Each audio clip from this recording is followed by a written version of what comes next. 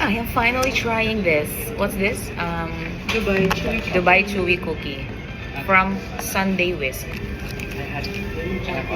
Nilagyan nila ng sugar yung yung cocoa. It's too sweet. More things to try. Banana pudding from Sunday Whisk. This is what it looks like. But I'm not a fan of banana anything.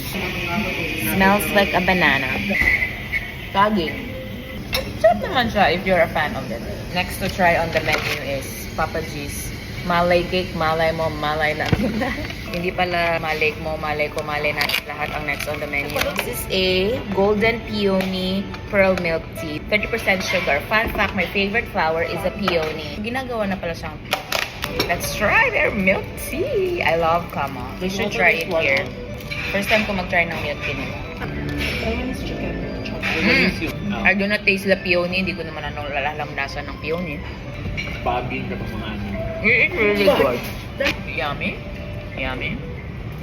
Yummy. So this is the Malay cake. Malay mo, malay nating lahat. From Papa G, my favorite Chinese restaurant. Because the owner is and I am the unofficial model of Papa G. Correct. They have 3 flavors. 2 flavors, pandan and vanilla. We're trying the pandan. So parang sponge cake. Yeah, it's Chinese sponge cake. That's Chinese sponge cake. Visit Papa G, guys. Hint lang din siya ng flavor ng pandan. Hindi siya sumisigaw na, pandan! Pandan ako! It's yummy, it's light, it's not that sweet. Kung gusto ko, pwede naman siya lagyan ng condensed milk. Pwede kayo humingi ng condensed milk with extra bayad. 15 pesos. Hindi ko alam.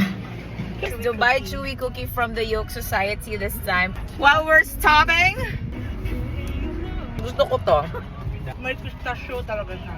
At saka it's not that sweet. Okay. Bye.